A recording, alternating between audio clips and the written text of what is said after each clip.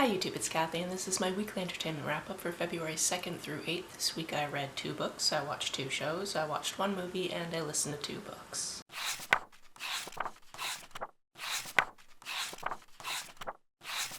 First this week, based on an incredibly random happenstance, because it happened to snow, I decided to read Snowmances, which is not a word I made up, but I made up in my own brain, if that makes sense. I hadn't heard the word before, but I thought of the word and I was like, this is what I'm doing. Turns out there's a 2017 movie of that title, which I have not seen, but it looks a lot like it wants to be Hot Frosty. The first book that I read in that reading vlog is Most Wonderful.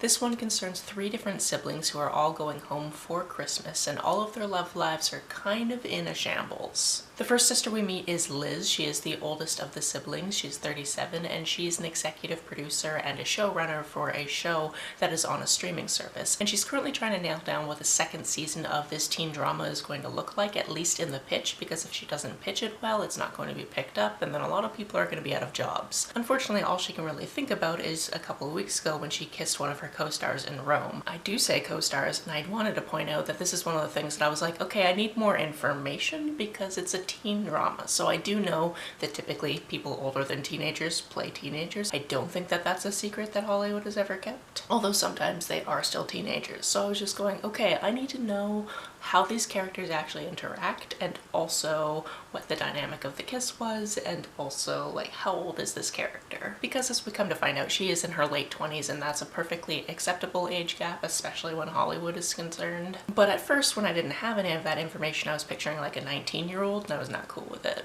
The second sibling is Birdie. She is a stand-up comedian, and she might have a little bit of a problem because she's waiting to go on at a comedy club, goes to make out with somebody in the bathroom, and then misses her spot, so her manager actually dumps her. Turns out she has a decent amount of grief that she hasn't processed from when her father died 3 years ago, so that's a whole thing we get into during her stay at her mother's house. Their youngest sibling is Raffi, and he's decided quite impulsively that he is going to propose to his girlfriend of 6 months at their office holiday party, and I think you can tell that that doesn't go very well. He seeks solace in his best friend, who he hasn't seen for a couple of years because that best friend actually moved to London, and he goes home to his mother's place, and these 3 create the Black Hearts Club because every Christmas season they come up with a new name for the trio of them. Their mother, by the way, is a very famous actress who is still working even though she's almost 70 years old. And it's really fun because as new rooms in this house are introduced to the audience, it'll tell you what project she was working on when she got the paycheck so she could actually remodel that section of the house, which I thought was really cool. Not only does this book go through different romance plots for these characters, we also get to know some side characters fairly well. We get to know the mom very well and what's going on with her, and I just really enjoyed my time with this book. Another book I read with my eyeballs this week is Ponyboy. This is a book I picked up specifically because it has trans mask rep, and that is one of the prompts for Read Queer All Year this month. This is one of those books where at the very beginning the author tells you that some of these things are semi-autobiographical, but this isn't a direct copy of his life, and I can take a guess at which of these types of things that happened in this book happened to this author, and for that I can only say I'm really sorry. This is all about this character named Ponyboy. He's living with his girlfriend Baby in Paris, although he's from somewhere in the Midwest, I think it was Iowa, and he definitely has substance issues. Not to mention the fact that his girlfriend doesn't seem to fully accept that he is a trans man and is constantly talking about how they're lesbians together, even though both of them have desires outside of women. What I can say is if you like the category of messy queers, this is definitely something that falls into that category, because not only do we have messiness in this romance, we have messiness in this character is abusing substances, and in my opinion this is written in a very disjointed and messy way. I understand why it's written that way, but it's just not my favorite way to read a book. It's also really pretentious at times and name-dropping different things that either I know and they're incredibly niche, or I don't know what you're talking about. This one also comes with a whole host of trigger warnings, so if you're looking to go into this book specifically for this type of representation, I can't tell you if it's good representation because I'm not a trans man. I can tell you, however, that statistically speaking, trans people face a lot of the things that this person faces. So take that as you will, check trigger warnings if you need to. As for the shows I watched this week, we continued watching What We Do in the Shadows, we watched the 2nd season fully, and we got into the 3rd season, and this is just a lot of fun. I really enjoy these characters, and I really enjoy getting to see more of their backstories and how they bicker with each other and different things that they think about different things, if that makes any sense. That's incredibly vague. I also like to see that Guillermo is getting more agency and trying to figure out out exactly how he's going to continue to fit with these people, because he does want to become a vampire, and that doesn't seem very likely. But also at some point he found out that he has Van Helsing blood, and he's also kind of a vampire killer, which definitely comes up in the episodes that we watched. This continues just to be a really fun time. Another fun time I had this week was watching the entire first, and I assume only, season of The Getaway. This is a competition show that was put on by Nebula, and just based on the format of the competition, I can only assume they could only do this once unless they filmed a couple of seasons at the same time, so people on the different seasons didn't know what was happening. But basically, The Getaway is about 6 characters, all people who have different shows on Nebula and YouTube. Because generally, if you don't know, Nebula is a streaming service that is made by creators, so people that were from YouTube came over to Nebula and do things on there. And this one is actually directed and executive produced by the people that do Jetlag the game, which I've talked about before. In this one we have 6 people, and basically what's happened is they have stolen a certain amount of money and they need to road trip it to a certain other location for Miss Terry, their boss. They're supposed to all be loyal to Miss Terry, but they're told that among them somebody is a snitch. They're told this in a very clever way, which never makes certain that there's only one snitch, and this is a conceit you've seen in other shows before, like 1 or 2 people will be trying to sabotage what's going on so they can monetarily gain. However, what they don't know is all of them are the snitch, which makes it very fun because the audience obviously knows this, and we're constantly checking in with production and they're monitoring people, trying to make sure that they don't figure it out. It's just an incredibly good time to see these 6 people trying to work through the exact same problem as each other, but not make it obvious that they're trying to sabotage things so that they get money at the end of it. If you have a subscription to Nebula, I highly suggest watching this one. As for the movie we watched, the $5 deal on Tuesdays is still on at my local theater, so we went to watch Flight Risk. This one is interesting because it's mostly a locked room type of thing, except for that room happens to be an airplane that is over Alaska. We do get a couple of scenes at the beginning and the end that are outside of the airplane, but the majority of this film is in the airplane. Essentially, Topher Grace is playing this character where he has been hiding from the government and from the mob boss he used to work for somewhere in the wilderness of Alaska, and he gets caught by Homeland Security, so they are supposed to be transporting him back so that he can testify at this trial against this mob boss. But to do that, they have to transport him from wherever the hell he is down to Seattle, and then Seattle to New York, and they're basically just going to make it in time for the trial because it's been postponed a couple of times and they have to get him there in a certain amount of time, otherwise cases are going to get thrown out. However, it becomes quickly apparent, especially if you happen to watch the trailer, because the trailer gives it all away, that this field marshal is on the plane with this guy who is now a witness, but then the guy that's flying the plane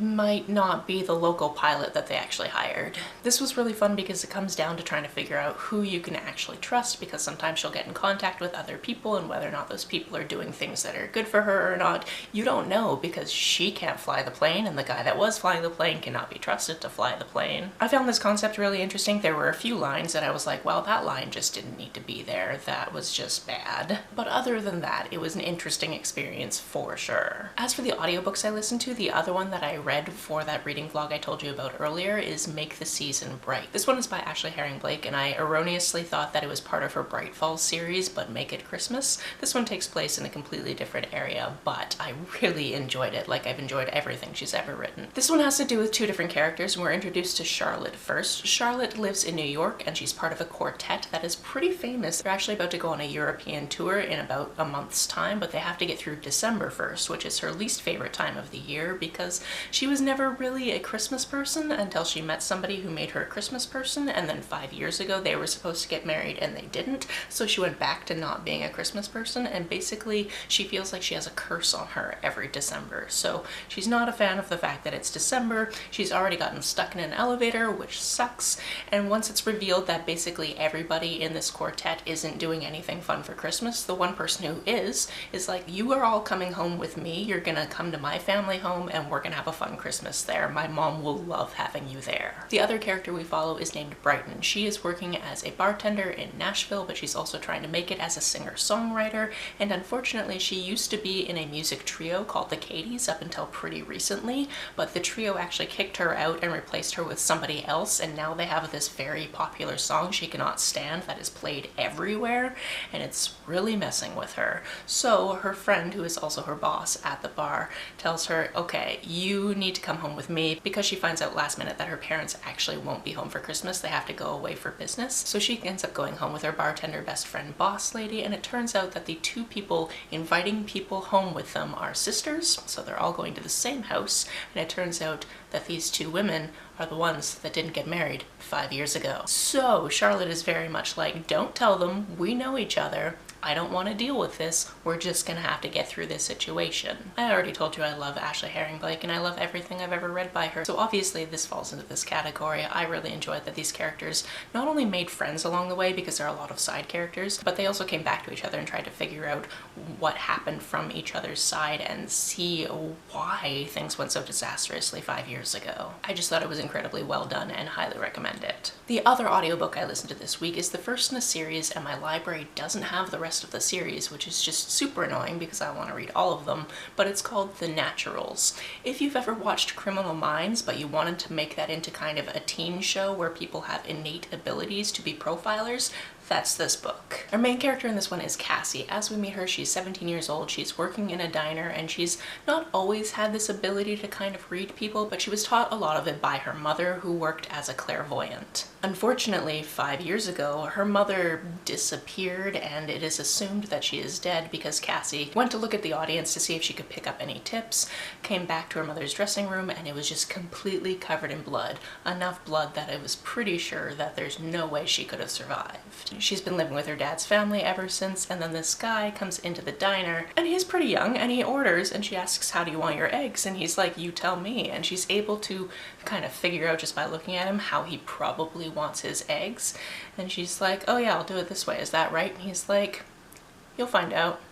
And she's like, okay, that's weird. And when she goes back to check on his table later, he's actually left, but he's left her like the money for the bill as well as like a $12 tip, but then also a business card. And on the back of the business card, he's like, I wouldn't call them if I were you, but it's a business card for somebody in the FBI. This person wants to recruit her to be in the FBI because she has the innate ability to read people and situations, and obviously they can use that for profiling. When she gets to the house for this small program of teenagers who are basically being taught how to be profilers or how to work in the FBI and try to catch serial killers, she finds other people with different backstories and different abilities. There's another profiler, there's somebody who's very good with statistics, there's somebody who's basically a human lie detector, and there's a guy that can read emotions, which is the guy she met in the diner. And from there, they're being taught how to work on cold cases, but then also there's a current case going on, and you see the whole process of trying to get into the mind of the serial killer, which I think is cool and fun and interesting. I thought that this one ended in an interesting way, and now I want to read the rest of them, but like I said, my library doesn't have the rest of the audiobooks, probably because this one is actually from 2013, and so it definitely has some of the tropes that were more alive in the 2010s. For example, there is definitely a love triangle or possibly quadrangle situation going on in the house. I mostly feel partly bad, but then partly happy for Sloane not being included in this, because there's 5 teens and only one of them is outside of this situation. And I like her a lot. She's kind of the Garcia of the situation, but also like they're not the same characters at all. So I would continue this if I could. I'll see if I can find it elsewhere, basically, is what's going to happen. That's it for this week. If you've read, watched, or listened to any of these, let me know about it down in the comments below. On the way down to the comments, if you hit that subscribe button, that would be very nice of you. If you don't feel like leaving a comment but want to make sure that I know you were here, just leave me an emoji or a smiley face if you happen to be on your keyboard.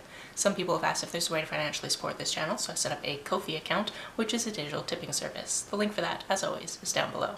You can like and share this as you see fit, and I will see you very soon. Bye!